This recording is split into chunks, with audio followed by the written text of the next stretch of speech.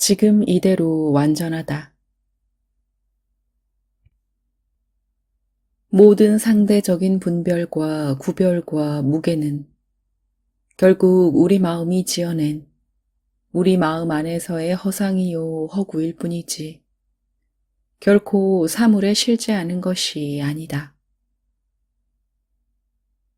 그래서 이를테면 세상 사람들 모두가 아름다움을 아름다움이라고 알지만 이 아름다움이라는 것도 사실은 가만히 들여다보면 결국 우리 마음 안에서의 분별이요, 구별이요, 개념일 뿐이지 사물 자체가 아름다운 것은 아니다.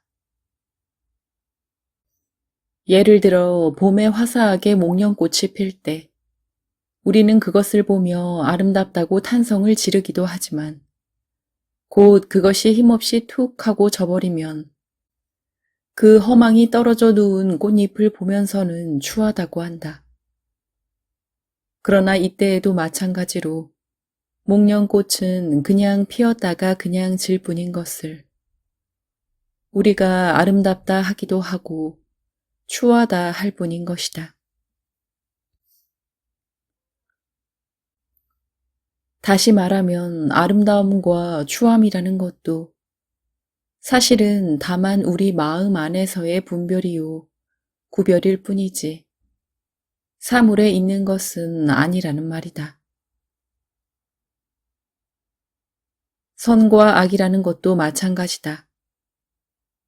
사실 우리는 무엇을 두고 선이라 하며 무엇을 악이라고 하는가? 살다 보면 분명히 우리에게 선이며 복이었던 것이 더 큰 고통과 상실과 불행을 가져다 준 적이 어디 한두 번이던가. 또한 더할 나위 없는 불행과 악으로만 여겼던 바로 그것 때문에 우리는 뜻밖에도 우리의 영혼이 질적으로 성숙하는 계기가 되어 진정으로 모든 것에 감사할 줄 아는 삶을 살게도 되지 않던가. 그렇다면 과연 무엇이 선이며 무엇이 악이던가? 도대체 그 경계선이라는 것이 그렇게 뚜렷이 있던가?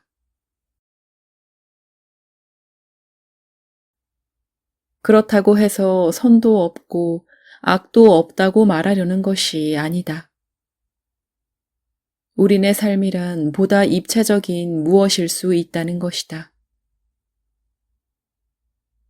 만약 우리의 평면적이고 경직된 마음이 그어놓은 선악이라는 기준과 틀로서 세상과 사람을 바라본다면 그 무게만큼 삶의 전체성과 입체성은 사라지고 세계 또한 그렇게 둘로 나뉘어 보일 것이다. 그러나 분명한 것은 우리 눈에 보이는 것처럼 세계는 그렇게 둘로 나뉘어 있지 않다는 것이다.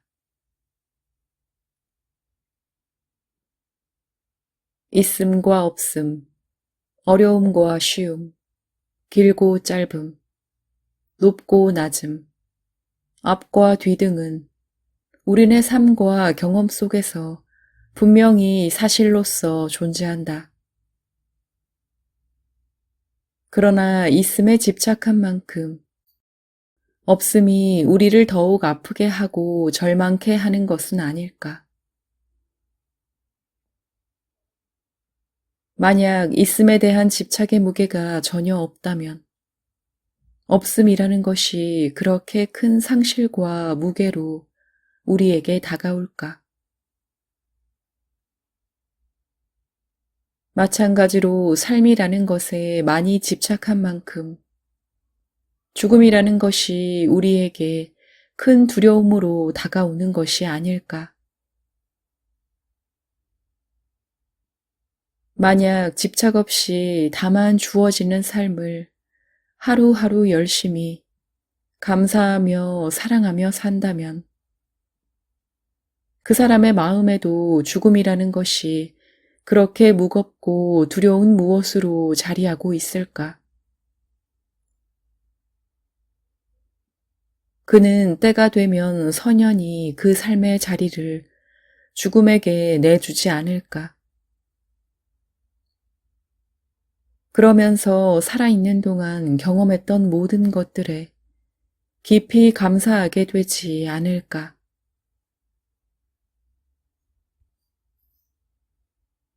그렇다면 사실 그에게는 우리가 일반적으로 생각하는 그런 무거운 의미의 죽음은 없는 것이다. 이는 결국 사실의 문제가 아니라 마음의 문제이다. 따라서 만약 우리가 있는 그대로의 사실에 대한 모든 분별과 무게와 집착이 결국은 우리 마음이 지어낸 환영이요 허구임을 깨달아 마음이 만들어내는 그 모든 허상들에 더 이상 매이거나 끄달리지 않게 된다면 있음과 없음, 어려움과 쉬움, 길고 짧음, 높고 낮음, 음과 소리, 앞과 뒤의 그 모든 삶의 상황들 속에서도 아무런 걸림 없이 자유하게 되지 않을까. 그리하여 일체를 분별하면서도 그 모든 분별에 매이거나 물들지 않는 진정 자유로운 삶을 살게 되지 않을까.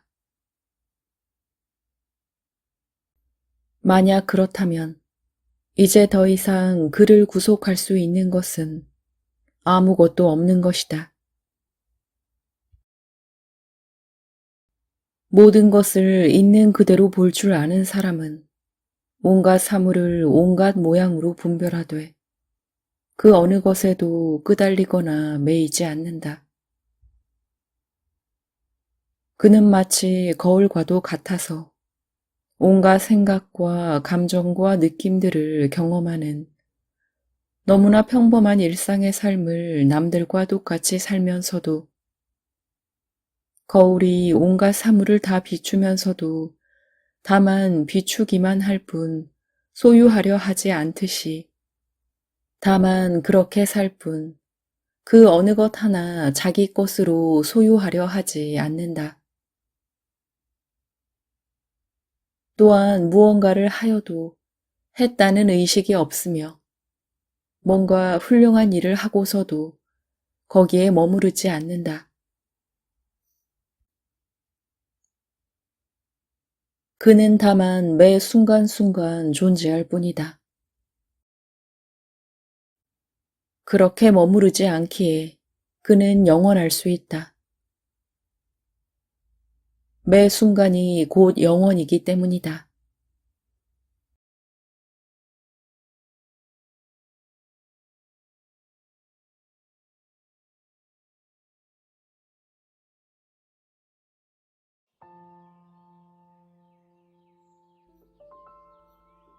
지금 이대로 완전하다. 모든 상대적인 분별과 구별과 무게는 결국 우리 마음이 지어낸 우리 마음 안에서의 허상이요 허구일 뿐이지 결코 사물에 실제 않은 것이 아니다.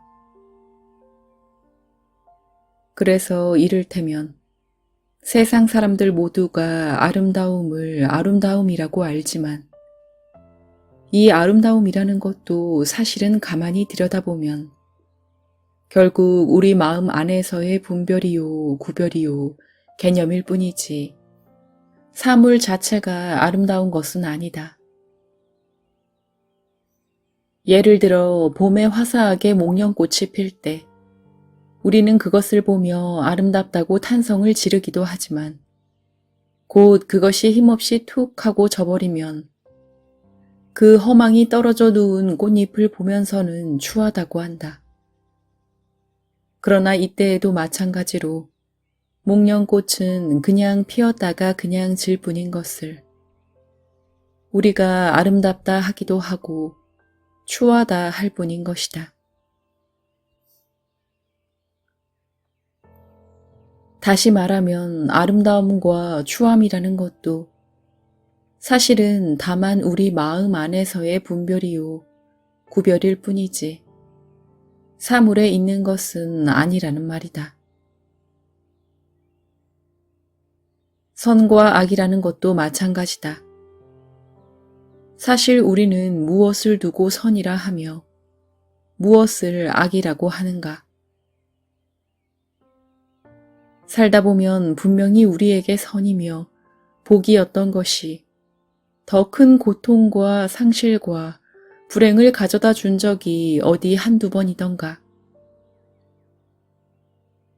또한 더할 나위 없는 불행과 악으로만 여겼던 바로 그것 때문에 우리는 뜻밖에도 우리의 영혼이 질적으로 성숙하는 계기가 되어 진정으로 모든 것에 감사할 줄 아는 삶을 살게도 되지 않던가.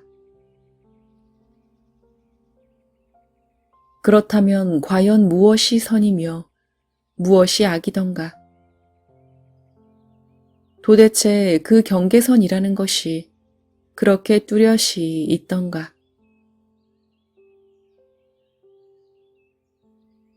그렇다고 해서 선도 없고 악도 없다고 말하려는 것이 아니다. 우리네 삶이란 보다 입체적인 무엇일 수 있다는 것이다. 만약 우리의 평면적이고 경직된 마음이 그어놓은 선악이라는 기준과 틀로서 세상과 사람을 바라본다면 그 무게만큼 삶의 전체성과 입체성은 사라지고 세계 또한 그렇게 둘로 나뉘어 보일 것이다. 그러나 분명한 것은 우리 눈에 보이는 것처럼 세계는 그렇게 둘로 나뉘어 있지 않다는 것이다. 있음과 없음, 어려움과 쉬움, 길고 짧음, 높고 낮음, 앞과 뒤 등은 우리네 삶과 경험 속에서 분명히 사실로서 존재한다. 그러나 있음에 집착한 만큼 없음이 우리를 더욱 아프게 하고 절망케 하는 것은 아닐까? 만약 있음에 대한 집착의 무게가 전혀 없다면 없음이라는 것이 그렇게 큰 상실과 무게로 우리에게 다가올까? 마찬가지로 삶이라는 것에 많이 집착한 만큼 죽음이라는 것이 우리에게 큰 두려움으로 다가오는 것이 아닐까? 만약 집착 없이 다만 주어지는 삶을 하루하루 열심히 감사하며 사랑하며 산다면 그 사람의 마음에도 죽음이라는 것이 그렇게 무겁고 두려운 무엇으로 자리하고 있을까? 그는 때가 되면 선연히 그 삶의 자리를 죽음에게 내주지 않을까? 그러면서 살아있는 동안 경험했던 모든 것들에 깊이 감사하게 되지 않을까?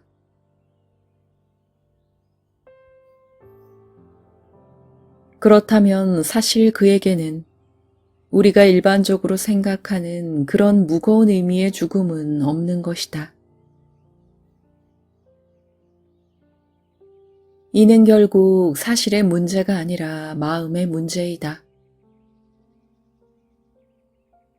따라서 만약 우리가 있는 그대로의 사실에 대한 모든 분별과 무게와 집착이 결국은 우리 마음이 지어낸 환영이요 허구임을 깨달아 마음이 만들어내는 그 모든 허상들에 더 이상 매이거나 끄달리지 않게 된다면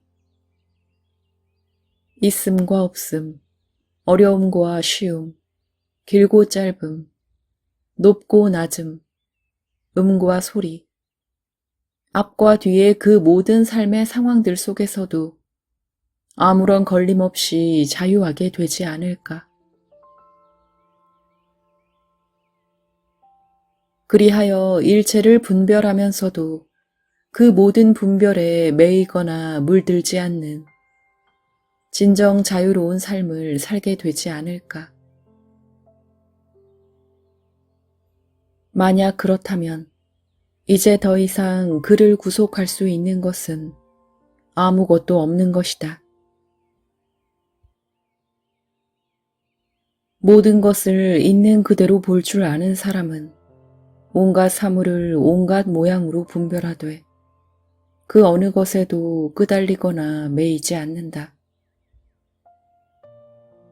그는 마치 거울과도 같아서 온갖 생각과 감정과 느낌들을 경험하는 너무나 평범한 일상의 삶을 남들과 똑같이 살면서도 거울이 온갖 사물을 다 비추면서도 다만 비추기만 할 뿐 소유하려 하지 않듯이 다만 그렇게 살 뿐 그 어느 것 하나 자기 것으로 소유하려 하지 않는다. 또한 무언가를 하여도 했다는 의식이 없으며 뭔가 훌륭한 일을 하고서도 거기에 머무르지 않는다. 그는 다만 매 순간순간 존재할 뿐이다. 그렇게 머무르지 않기에 그는 영원할 수 있다. 매 순간이 곧 영원이기 때문이다.